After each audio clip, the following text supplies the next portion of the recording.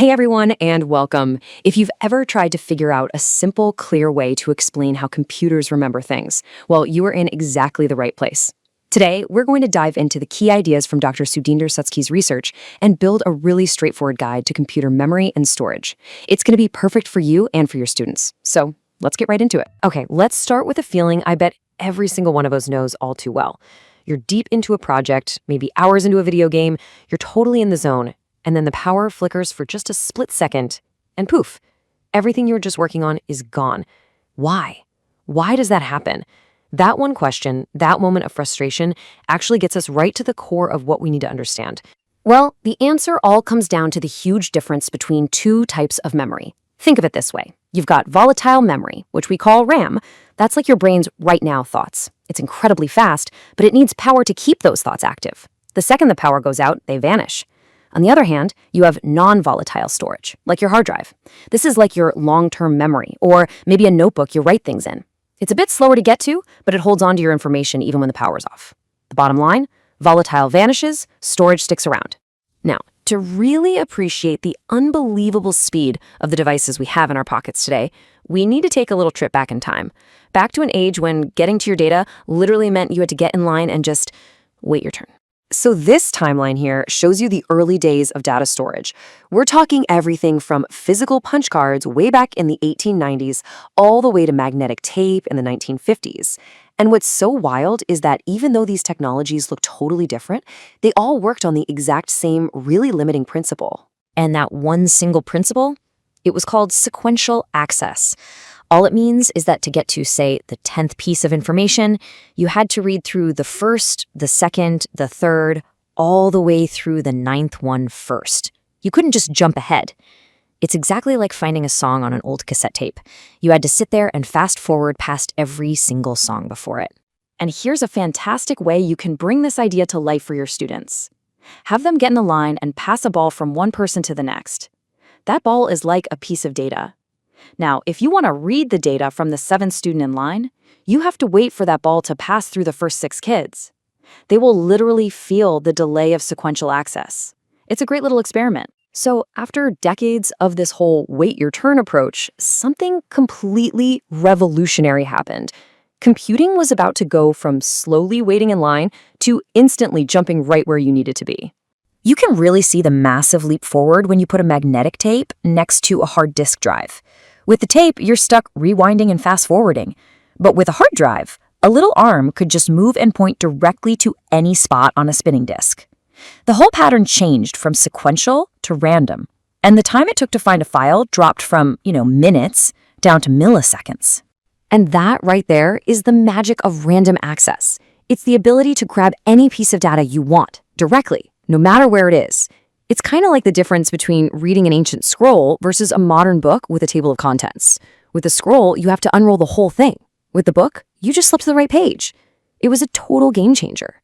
And here's a really fun piece of tech history that connects directly to what we do every day. That little save icon we all click on, the one that looks like a little square, it's a picture of a floppy disk, which was one of the very first popular ways to carry around random access storage. Yep, a little piece of history hiding in plain sight on our screens. Okay, so that whole revolution brings us right up to today, to the modern era. We're talking about the silent, super fast devices we use every single day. And to really understand the difference now, we need to talk about one key measurement. It's called latency. Latency sounds like a complicated tech word, but it's really not.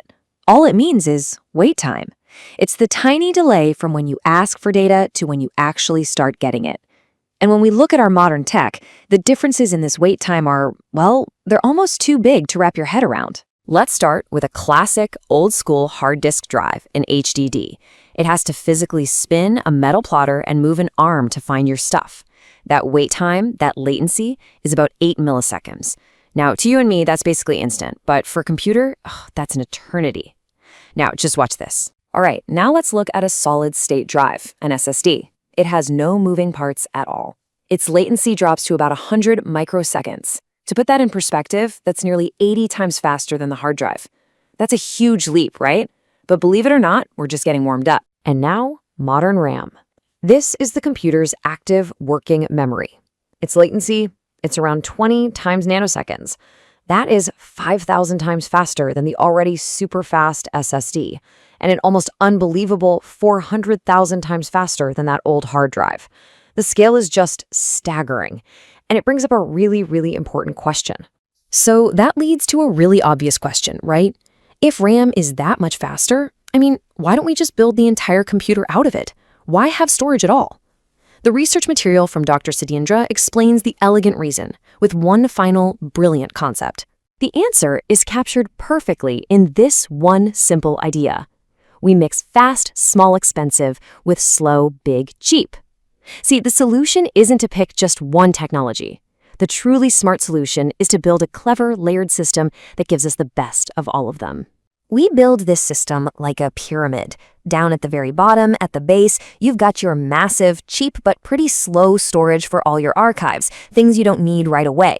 Then in the middle, you have your faster SSDs for your operating system and your main apps. And then right at the very top, at the peak, you have that tiny, ridiculously fast, and really expensive RAM for whatever you are working on this very second. And here you can see the whole shebang. We call it the memory hierarchy.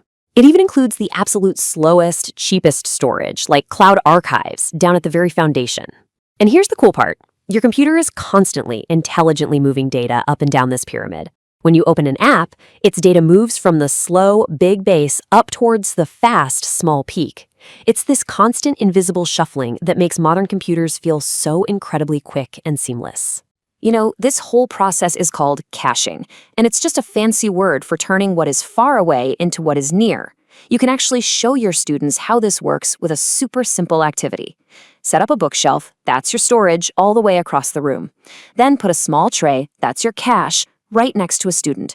Having them walk all the way to the bookshelf every single time is slow, but if they keep the books they use most often on that nearby tray, everything gets a whole lot faster.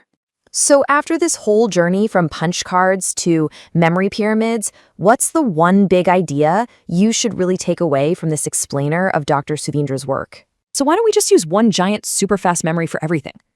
It all comes down to a simple, powerful trade-off. It's a trade-off between speed, size, and cost. The fastest stuff is also the most expensive, and you can't get much of it. The cheapest stuff, well, it's slow, but you can have tons of it. So this memory hierarchy, it isn't a limitation. It's the incredibly clever compromise that makes all of modern computing possible. It's the hidden genius inside every single device we use. Thanks so much for joining me.